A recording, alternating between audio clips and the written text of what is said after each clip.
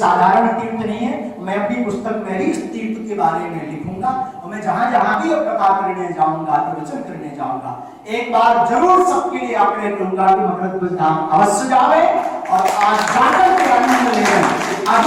आज की स्थान है और आप भी आज से एक संकल्प लीजिए। कौन कौन संकल्प लेगा? हाथ खड़े कीजिए, दोनों हाथ खड़े कीजिए सब लोग। आज से आप लोग भी एक संकल्प लीजिए कि जब भी आपका फ्री समय हो, जब तक रहेगी जिंदगी, फुर्सत न मिलेगी काम से, कुछ वक्त ऐसा निकालो, प्रेम कर लो हनुमान से।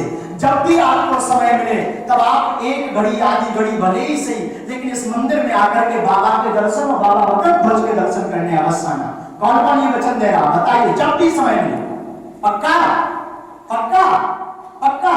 अगर आपके अंदर भाव और सरलता है तो आपको संसार में भटकने की कहीं आवश्यकता नहीं। मकरध्वज बालाजी धाम में ही प्रभु श्री राम जी के समेत आपके ऊपर कृपा करेगी। ये साधारण स्थल नहीं, अद्वितीय तीर्थ स्थल है जहां बाबा मकरध्वज विराजमान है। और एक बात बता दें, भूत पिशाच निकट नहीं आवे, महावीर जब नाम सुनावे। बाबा महावीर का नाम सुनते ही भूत पिशाच निकट नहीं आते। और ये मगरध क्षेत्र है, ये बाबा मकरध्वज का क्षेत्र है पूरा, जहां आप पुष्कर से लेकर के 15 किलोमीटर इस तरफ से लेकर के मेवाड़ तक, वहां तक ये मकरध्वज का क्षेत्र है। यहाँ के राजा मकरध्वज हैं और इनके आधिपत्य में अगर आप आकर के दुखी रहें तो कहीं ना कहीं आपके भाव में, आपकी श्रद्धा में, आपकी सरलता में कमी है मेरे माई बाप। वरना मेरा अनुभव कहता है सत्य शब्द के साथ कि यहाँ से जो कुछ प्राप्त हो सकता वो संसार में कहीं से प्राप्त नहीं हो सकता। आज ही समय हमने दर्शन किए, महाराज जी से मिले और हमने जब यहाँ के बारे में पुस्तकों में पढ़ रखा था, धर्म ग्रंथों में पढ़ रखा था कि ये मीन के पुत्र हैं, इनकी मां का नाम सविता है, हनुमान जी के पुत्र हैं। वैसे तो हनुमान जी की शादी नहीं हुई है शास्त्रों के अनुसार। एक जगह जरूर वर्णन मिलता है कि सूर्यपुत्री सुवर्चला के साथ शादी हुई थी, वो भी विद्या अध्ययन करने के लिए। बाकी उनका गृहस्थ धर्म नहीं है हनुमान जी का। वैसे तो इनकी शादी नहीं हुई, पर इनका जन्म कहाँ हुआ? जब सविता ये समुद्र की पुत्री है और सविता ने निवेदन किया, जब सविता और लक्ष्मी दोनों सगी बहनें, लक्ष्मी जी वरण हुई किसको? भगवान श्री हरि विष्णु को, और उसी में सविता रहती थी, ये समुद्र की पुत्री है।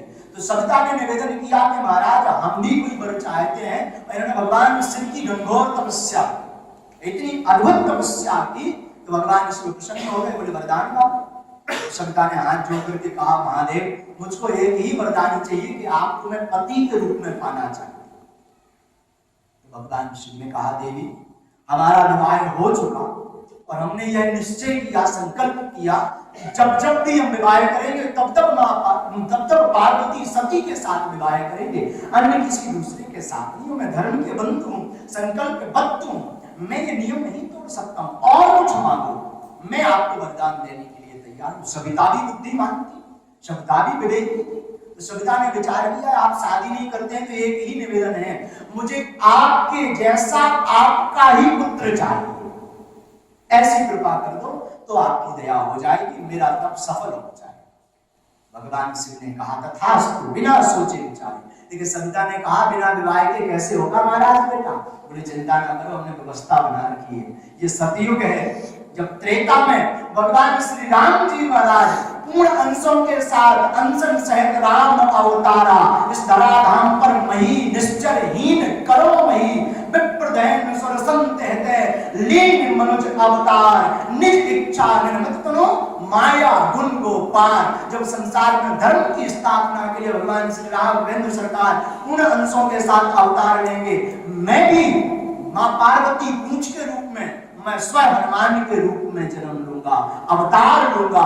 अवतार लेकर के जब भगवान की मां परम मां सीता का हरण होगा, लंका में सीता जावेगी, तब भगवान हमें संदेशा लेने के लिए पहुंचावेंगे, तब हम लंका जाएंगे, लंका का दहन करेंगे। तो जब आग बुझाने के लिए जैसे ही समुद्र में प्रवेश करें उसी वक्त तुम मीन का, मछली का रूप धारण कर लेना और मेरे पसीने की बूंद को ग्रहण कर लेना, उससे मेरा ही, मेरे समान ही वंशाली पुत्र प्रकट होगा।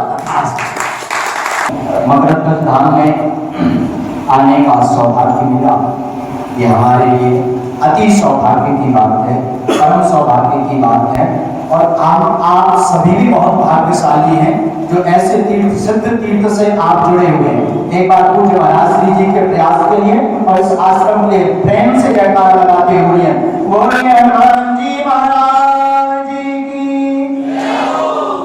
ये बहुत ही अद्वितीय स्थल है, चूंकि भारत में अनेक तीर्थों में हम गए, हमने दर्शन किया, अभी भी 1 महीने की यात्रा बाकी है अन्य तीर्थों में जाने की।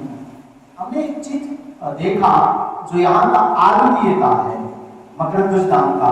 भारत में केवल 2 ही तीर्थ हैं जहाँ पुत्र के साथ बाबा हनुमान जी महाराज विराजमान है। एक तो ये, दूसरा गुजरात में है और एक यहाँ है। केवल 2 ही प्राचीन तीर्थ हैं जहाँ पर अपने पुत्र के साथ बाबा हनुमान जी महाराज विराजमान है। और बाबा मकर भी कोई साधारण देव नहीं है, इनके सामने भी कोई देवता नहीं टिकता है, हनुमान जी के ही समान है।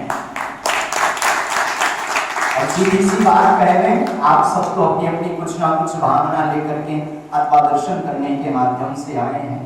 मुझे एक बात याद आ रही, पूज्य महाराज श्री जी की कथा सुनकर के मैं आदेश चाहूंगा। आपने ये निश्चित कहा, एक बार आप सबके लिए बहुत बहुत धन्यवाद। सबको एक गलिया है बुनियाद, तुलसी चर्चा राम की, हरि बोले अपराध, श्याम रामचंद्र भगवान की, महाराज जी की।